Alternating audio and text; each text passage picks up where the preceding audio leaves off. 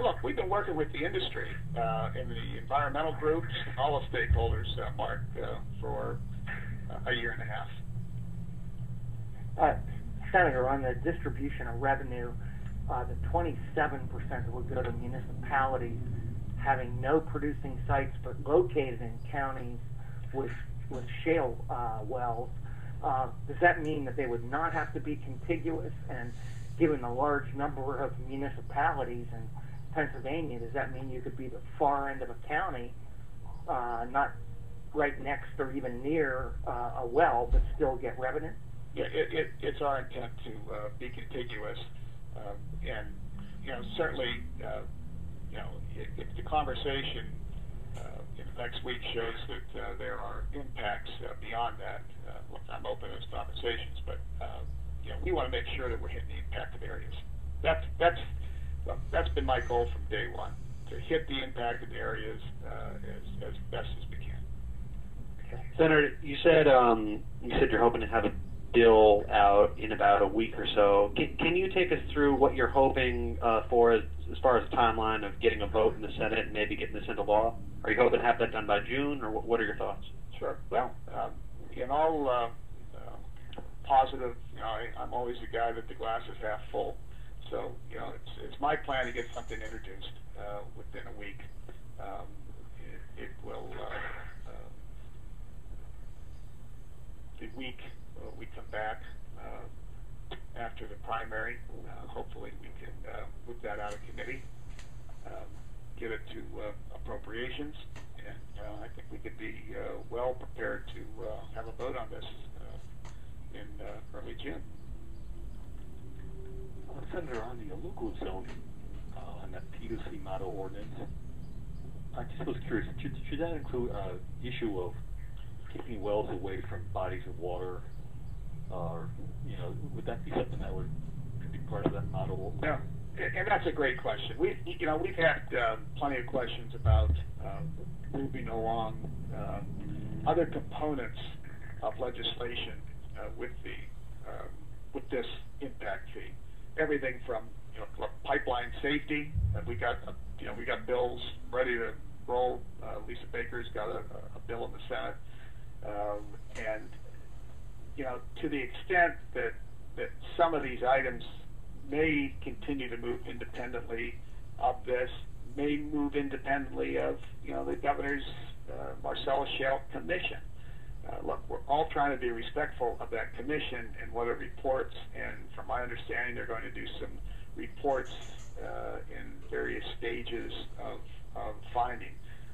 But to me,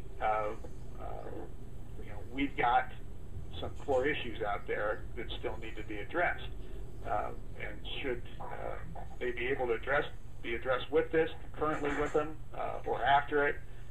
I think that the appetite is strong to get as much done as we can before we leave in June. Senator, I just want I missed the very beginning, and I don't know if you covered this then, but I want to be clear on the division of revenue between the cities and counties and these conservation districts. What's the percentage? Well, what we're talking about, is a distribution that is. Do you have my sheet, Tony? Do you have a copy of that? It's a local fee going to counties, going to municipalities that have the wells, and then contiguous. And then, we haven't dotted the I's and crossed the T's on what percent is going local.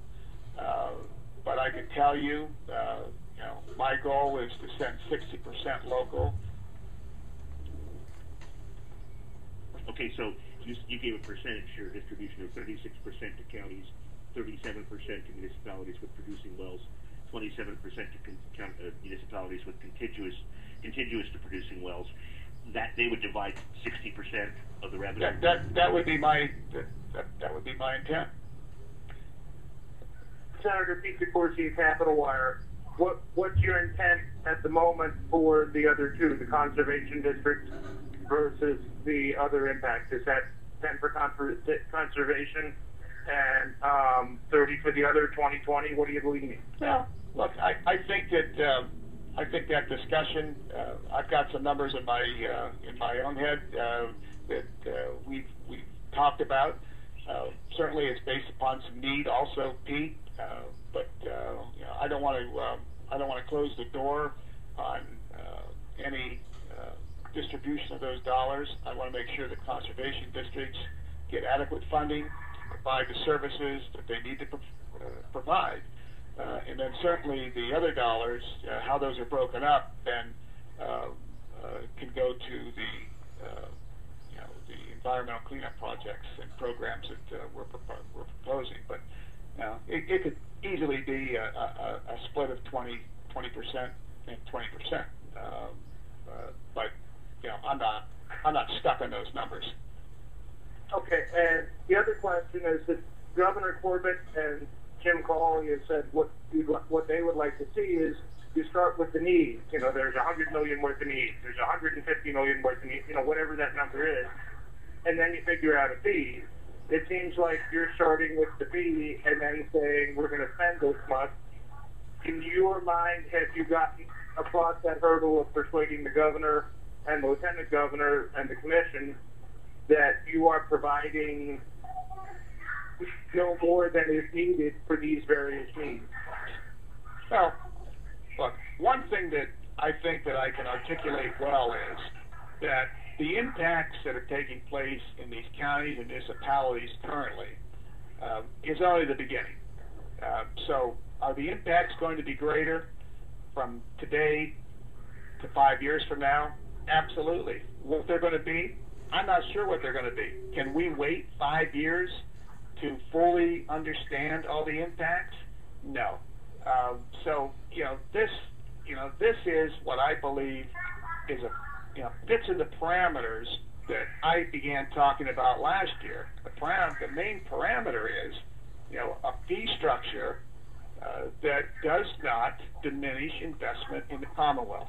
And we believe that we are somewhere in the sweet spot for being well above Arkansas, which many members supported last year, and we are close to Texas, which seems to be another litmus test of taxation. But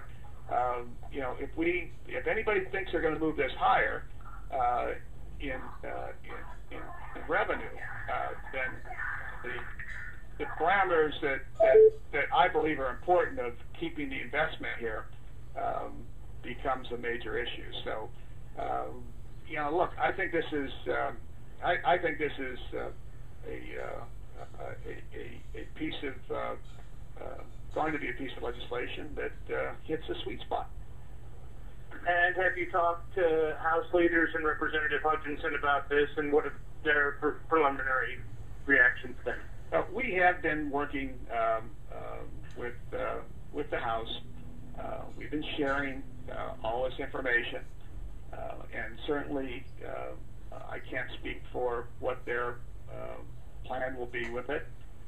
But what I can say is I cannot see how we get a state budget done with the cuts that are coming without bringing some dollars from this industry. I can't see how we get the process done, and I don't know how we can be straight-faced with... The following participant has joined the conference. That was really a great quote, too. Could you say that again, Senator? Could you please say that, because it's saying breaks right across your comment. I said, I'm going to try again, but I cannot see how we can get the budget process done with all the cuts that are occurring in so many lines without addressing an impact fee for this industry. Are you because of the inherent unfairness, Senator? I mean, is that what you're getting at? Is why should some people suffer cuts while the gas industry doesn't pay a share or pay some? No, look, I was look, last year I was all in as the majority of our caucus was in for a fair, equitable tax placed on this industry. Unfortunately, we had those on the other side that wanted to actually put in a punitive tax. So, it's never been about balancing the state budget. we cannot balance the state budget with a severance tax this year, next year, or the following year, or we won't have an industry. I mean, we can balance the state budget this year by raising the sales tax to 10%. I hardly doubt anybody's going to buy anything. So there is a factor of investment here, a factor of profitability, and a factor of taxation. So no, this isn't about anything other than the fact that we've had this on the table. There are severe cuts. Even though the cuts and this tax aren't related, the public has put the two together. And I think that it's fair for me to say that this tax, or this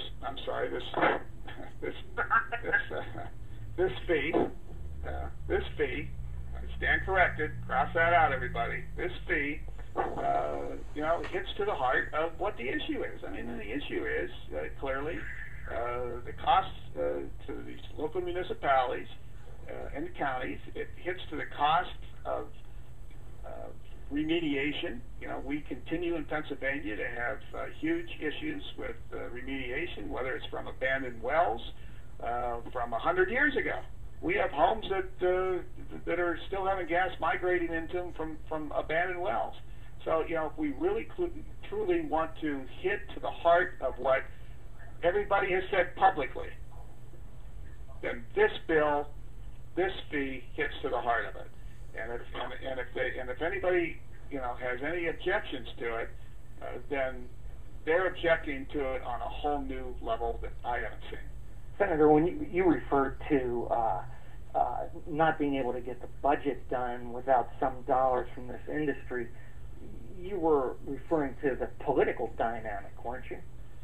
That's correct. I think that there's a political part of this, Brad, that as we move through the budget process, I believe that, and the question was about where is the House on things, I think that they're going to find that public sentiment is very strong.